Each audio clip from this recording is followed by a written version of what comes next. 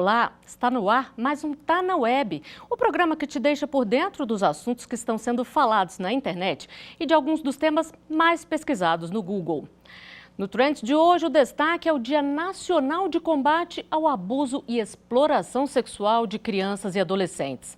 Hoje, 18 de maio, é o dia que busca engajar a sociedade na luta, enfrentamento e prevenção a esse tipo de crime. O Dia em Memória é uma das mais emblemáticas vítimas desse tipo de violência, Araceli Cabreira Crespo, que em 1973, com apenas 8 anos de idade, foi sequestrada, violentada sexualmente e assassinada. Infelizmente, 49 anos após esse acontecimento, os dados de violência sexual contra crianças e adolescentes no Brasil não são nada animadores.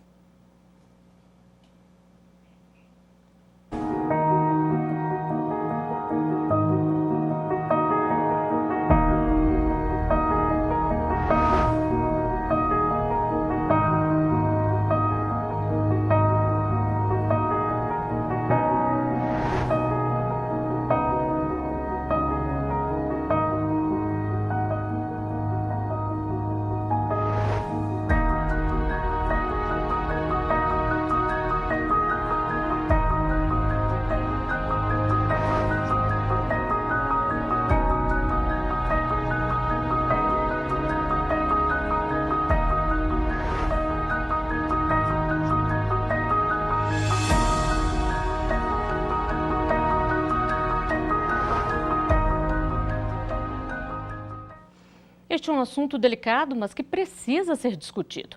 E para isso eu chamo aqui no telão Jabes Moura, psicanalista especializado em psicanálise aplicada à educação de crianças e adolescentes em situação vulnerável, e também o advogado Carlos Nicodemos, que é membro da Comissão de Direitos Humanos do Conselho Federal da Ordem dos Advogados do Brasil e ex-presidente do CONANDA, Conselho Nacional da Criança e do Adolescente. Boa noite, muito obrigada por participarem do nosso programa. Doutor Jabes, eu gostaria que o senhor começasse explicando para a gente como definir a violência contra crianças e adolescentes. Boa noite a todos, boa noite ao companheiro amigo Nicodemos aí. A partir de hoje somos amigos, né? Nem sabia que o Nicodemos trabalhava nessa área. Mas olha, nós estamos vivendo hoje num mundo muito complexo, muito confuso. De uns 30 anos para cá, os tempos compulsivos aumentaram muito. E nós estamos vivendo uma sociedade que o Freud chama no momento de um grande mal-estar da sociedade. Ela está caminhando em um dos seus piores momentos, onde as pessoas não controlam nada, não têm paciência para nada, ansiosas, deprimidas, agressivas, não controlam a raiva, o medo, a culpa, gerando angústia e depressão. Esse é um momento complexo para a gente compreender. Agora, imagine uma família sem recurso, sem habitação correta, em lugares talvez que nem têm condição de moradia, mas não é somente as pessoas vulneráveis, mais pobres, que podem sofrer isso. A violência da criança está em todos os níveis, porque os humanos são doentes mentais que procedem dessa maneira, e são psicopatas, não tem como. Realmente é um tema que me fascina, porque esse momento agora, nós temos que compreender que só tem duas frentes para combater isso. De início, a medicina, através dos médicos, a psicologia, a psicoterapia e criminal, né? Esse é um momento complicado para todos nós. Bom, doutor Nicodemos, e a gente sabe que a violência é crime. Como ela é tratada pela legislação brasileira? Sim, na verdade, primeiro, boa noite a todos e todas, cumprimentar o meu companheiro aqui, Jabes Moura, você, Flávia, cumprimentando a TV Justiça pela iniciativa em debater essa questão nessa data tão singular, tão importante para todos nós. Você traz a data e traz a questão histórica da Araceli de 1973, e isso, na verdade, foi instituído por lei. A Lei 9.970 de 2000 institui o Dia Nacional de mobilização no enfrentamento às violências sexuais contra a criança e adolescente. Então, o fato em si da Araceli traz um contorno que um pouco caracteriza o nível de evolução ou involução que nós tivemos em relação a este problema da sociedade brasileira. Como se sabe, o caso da Araceli ele é marcado por uma impunidade. E o que mais hoje está dado em relação à responsabilidade daqueles que praticam esse delito e também por parte do próprio Estado responsável pelas políticas públicas é a omissão e a impunidade. E aí nós sabemos que o Brasil ele dispõe de 3 grandes legislações em relação às crianças e os adolescentes. A nossa Constituição Federal, no artigo 227 de 1988, a Convenção de Direitos da Criança da ONU, de 1989, e o Estatuto da Criança e do Adolescente, que é a Lei 8.069 de 90. Eu poderia dizer que, em termos legais, nós temos um arcabouço que é possível proteger a criança e o adolescente. A pergunta que fica é: como estamos no plano das políticas públicas protetivas? Que precisam ser cada vez mais eficientes, porque esse é um grave problema, né? Doutor Jabes, todo tipo de incitação de estímulo sexual a crianças e adolescentes é uma violência? Com toda certeza, o ser humano ele é desprovido de algumas questões com respeito a princípios morais e éticos de acordo com a sua doença, o seu mal-estar de saúde mental. Veja bem, nós temos um Brasil, uma situação, o doutor Nicodemos falou uma coisa aí sobre a questão da impunidade, né? Veja, qual a família que tem assim, o conhecimento total de sair de sua casa, procurar os recursos para combater a violência que os seus filhos estão sendo acossados. Quer dizer, nós estamos tendo uma grande dificuldade quanto a isso, porque o ser humano ele é vulnerável. Existe uma doença mental nas pessoas, principalmente aqueles que trabalham com questões inconscientes, como trabalhando no campo psicanalítico. Muitas pessoas não têm nem noção do que elas são. E se nós começarmos a trabalhar, cada pai, cada mãe, cada família, explicar para cada filho aquilo que tem de ter o seu devido cuidado quando for abordado por parentes, por pessoas desconhecidas e assim por diante, porque dessa maneira nós iremos conseguir trabalhar essa questão. E eu vejo que uma grande parte da sociedade ela não fala, não denuncia. Eu creio que de uns tempos, de uns 10 anos para cá, a coisa melhorou. Eu tenho tratado aqui no meu consultório de crianças que têm sido abusadas e elas têm um progresso muito grande. Você vai atender uma pessoa com 30, 40 anos de idade, onde teve problemas que não foram solucionados antigamente. Então, é um fato que a gente precisa falar mesmo. As igrejas, as escolas, a comunidade, os clubes de serviço, políticas públicas, precisamos de abraçar esta causa. Bom, o senhor falou aí de tratar no seu consultório. Todo mundo sabe que violência deixa marcas para a vida toda, né? Que tipo de consequências isso tem na vida de uma criança, doutor Jabes, ou até mesmo de um adulto que sofreu a violência? Olha, no campo da psicanálise, nós trabalhamos e falamos que somos pessoas que lidamos com a alma das pessoas, com o inconsciente das pessoas, com o que elas têm de mais profundo, que é os seus segredos, o seu mundo. Ora, uma criança de 2 a 4 anos, ela não tem muita noção de nada, praticamente. Ela está no início da sua infância. Quando ela completa seus 4 a 7 anos, ela começa a ver coisas, mas ela não sabe dizer ainda o que é plenitude disso aí, o que é, na profundidade, o que significa uma violência contra uma criança. Mas quando ela tem 7 anos, ela tem noção de perdas, de sofrimento, aprende também a falar um pouco dos segredos que tem, e o grande problema é que o psicopata, ele manda a criança calar-se, não fale, fique quieta, se você falar, vai acontecer com você isso, eu vou fazer isso com seus pais, e a criança aguarda isso o resto da vida. Às vezes eu atendo um paciente com 30, 40 anos, que daqui a pouco cai a ficha, ela fala, caramba, foi aquilo que aconteceu, e entra em pânico, começa a chorar. Por quê? Porque naquele momento ela não sabe dizer o que houve, né? Então, os pais têm que explicar, olha, cuidado com isso, cuidado quando alguém tocar em você, você não fica tocando em ninguém, não deixe as pessoas lhe tocar. É um trabalho pedagógico excelente. E eu creio que nos últimos 10 anos, algumas comunidades que eu frequento têm trabalhado muito bem isso aí e têm tido excelentes resultados. Doutor Nicodemos, por isso é tão importante falar e ter um Dia Nacional voltado à prevenção e ao combate desse tipo de violência? Sim, eu penso que sim, e queria deslocar um pouco o eixo de abordagem que o meu colega Jabs traz tão bem em relação às questões individuais, para nós situarmos a questão no campo estrutural das políticas públicas. Eu acho que o grande desafio da sociedade moderna é entender que todos nós, inclusive crianças e adolescentes, são dotados de um direito que é a sexualidade. A sexualidade é inerente à cidadania e à condição, à dignidade de cada pessoa, inclusive de crianças e adolescentes. Daí a necessidade do empoderamento cada vez maior da família para lidar com o tema, da escola, de modo que nós possamos criar verdadeiros cinturões de proteção à própria criança e ao adolescente. Por outro lado, Flávia, queria destacar o artigo 227 da Constituição Federal, que diz que compete à família, à sociedade e ao Estado proteger a criança e o adolescente. Nós, da área do direito, afirmamos que aí tem um princípio de cooperação. E o que se esperava e se espera nesse 18 de maio, instituído por uma lei do ano de 2000, é que haja uma ampla mobilização da sociedade, não só no sentido de estabelecer novas consciências a respeito do tema, mas também no campo da exigibilidade de políticas públicas, porque nós necessitamos que funcionem os órgãos competentes, ditando e editando políticas públicas no âmbito nacional, no âmbito estadual e no âmbito municipal. É fundamental que nós tenhamos planos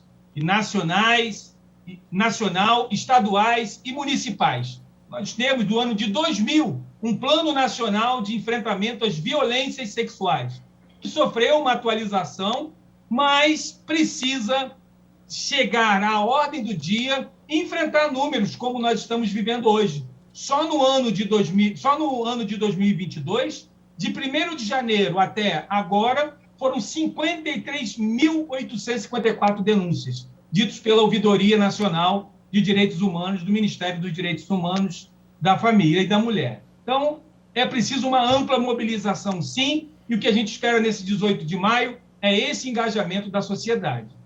Bom, o senhor falou aí do número de denúncias, que é um número assustador, mas os casos devem ser bem maiores e não são tão denunciados, né? Como e onde fazer esse tipo de denúncia, doutor Nicodemos? Pois bem, nós temos já há alguns anos, né, o Disque 100, é importantíssimo, que é um número que tem que aderir ao nosso consciente e ao nosso inconsciente, de modo que nós possamos cada vez mais torná-lo universal e acessível a todas as pessoas da sociedade. O silêncio é um sinal de conivência. Quem cala, consente nesse caso.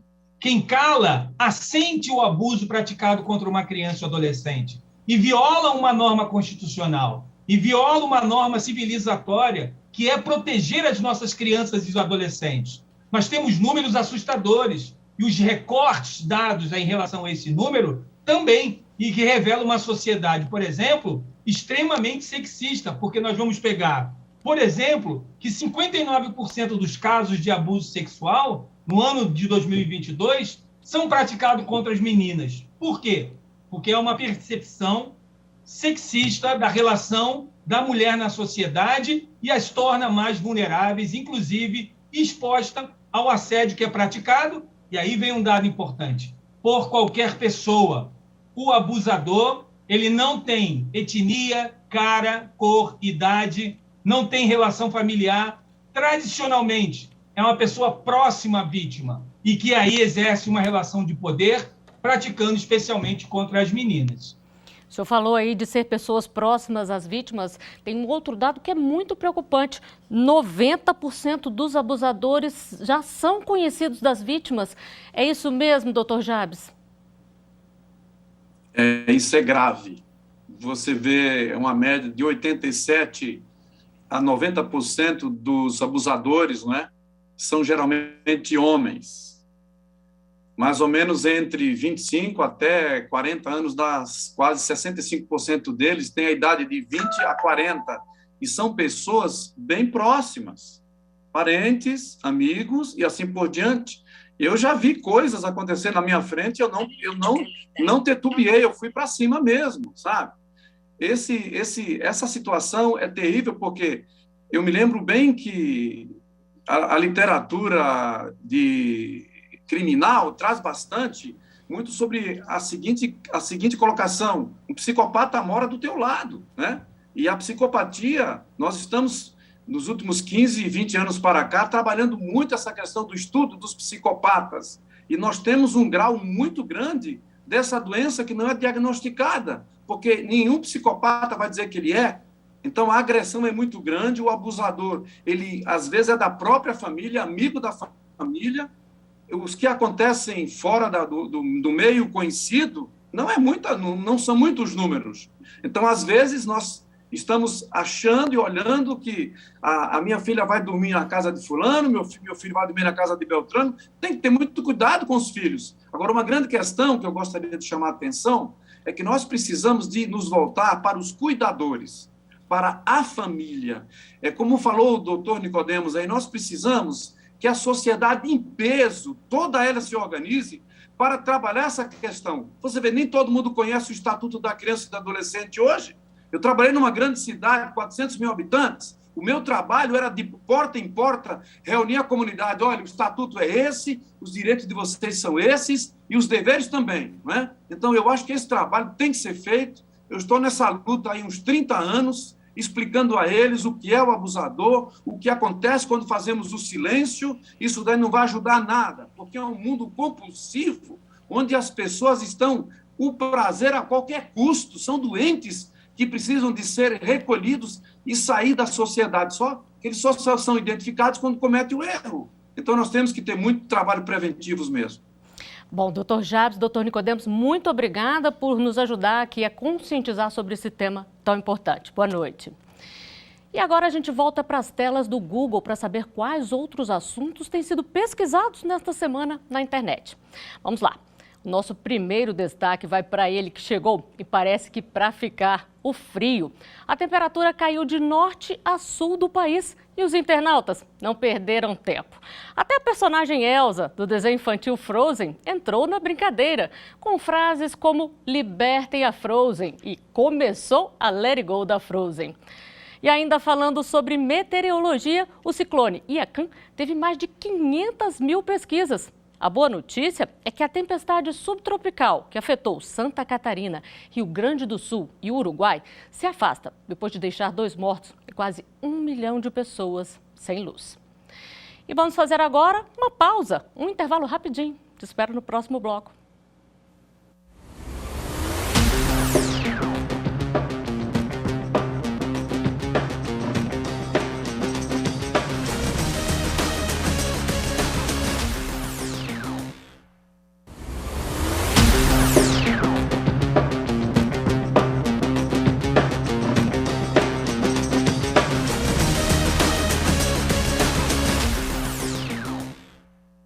O Tá na Web está de volta e começamos o segundo bloco falando sobre fake news. Você já segue a gente no Instagram? Toda semana no nosso perfil, TV Justiça Oficial, a gente desmente uma fake news. Veja a de hoje. Era fake a notícia que circulou nas redes sociais alegando que vinagre afasta o mosquito da dengue. Estamos vivendo um surto da doença e todo cuidado é pouco. Porém, não há evidências científicas que o vinagre tenha essa finalidade. O ideal é evitar que o mosquito se prolifere, eliminando água parada em pneus, latas, vidros, caixas d'água ou outros reservatórios mal tampados, entre outras coisas. E na programação da TV Justiça, estamos falando de uma notícia falsa sobre a vacina da Covid-19. Essa notícia alega que a proteína spike presente no imunizante causa câncer. Ainda segundo a falsa história, as vacinas seriam um experimento e causariam uma desregulação imunológica, acarretando em lesão e morte. É claro que não é verdade, né? Graças à vacina, a pandemia se aproxima do fim cada vez mais.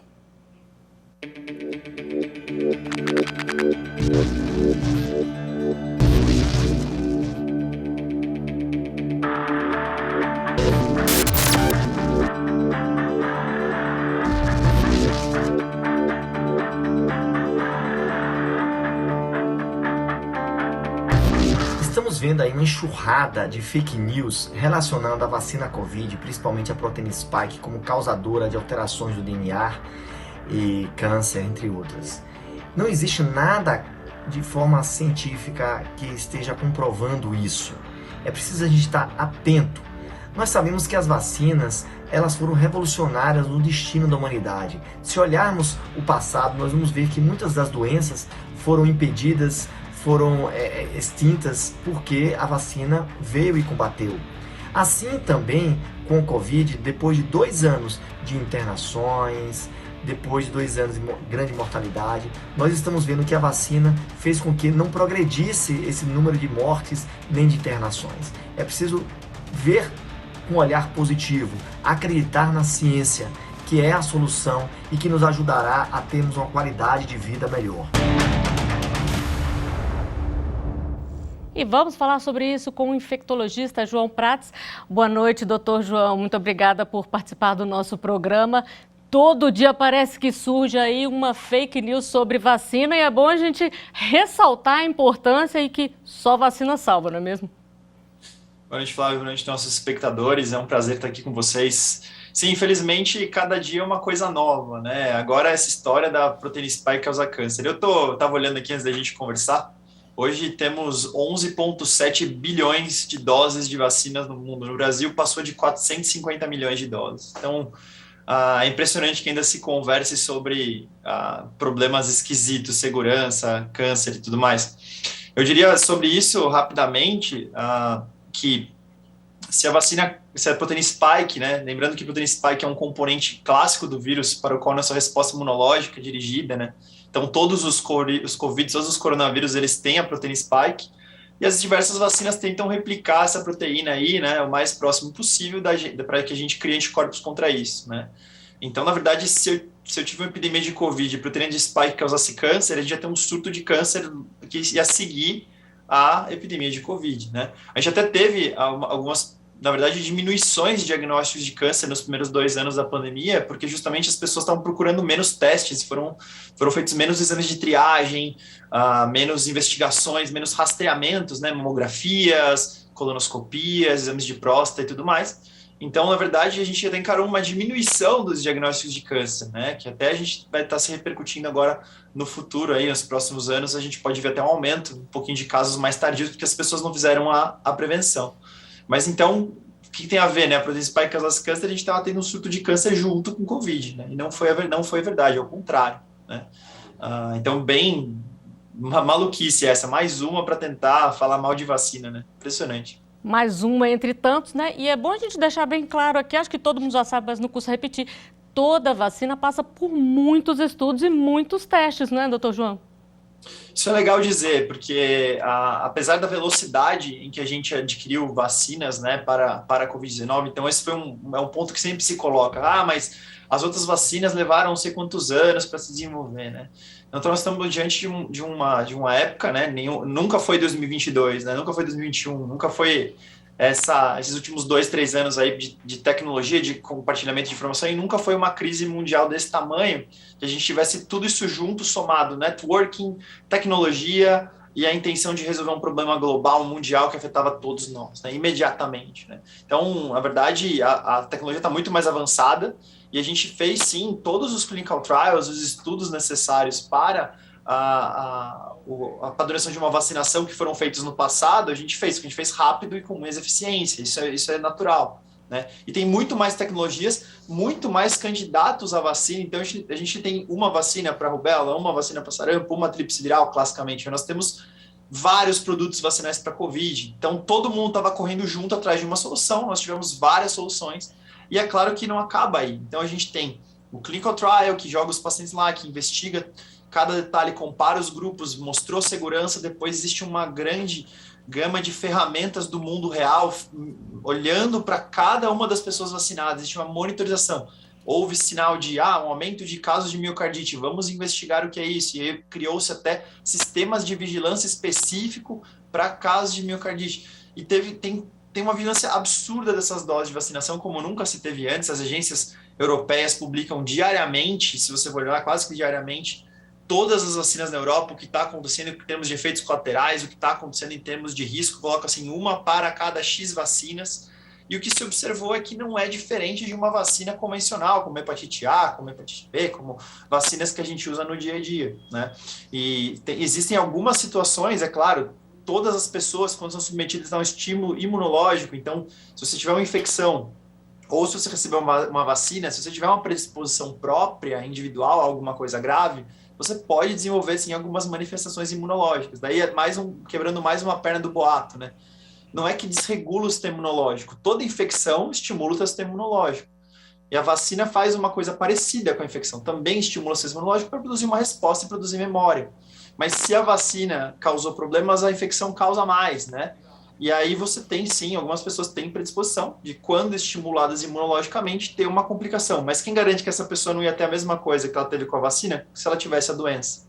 Então, na verdade, a grande questão é que a parte imunológica está bem clara, os desfechos mostram que as vacinas são muito seguras, a gente tem estudos de vigilância enormes olhando isso e sem grandes sinais de preocupação. A gente continua olhando, continua vigiando, é uma vigilância pós a vacinação, mas o que tem acontecido não é que a gente tem restringido vacinas, ao contrário, a gente tem colocado mais vacinas para mais pessoas, para mais públicos, com mais doses e não tem observado grandes sinais de alarme para a gente voltar atrás nisso. Então, o caminho tem sido a vacina é cada vez mais segura e aumentam as indicações, não o contrário. Doutor João, muito obrigada por nos ajudar a reforçar a confiança na vacina. Boa noite. E eu vou ficando por aqui. Não deixe de acompanhar nossas redes sociais, Instagram, Twitter, YouTube. Eu volto semana que vem com mais assuntos da web para você. Até lá.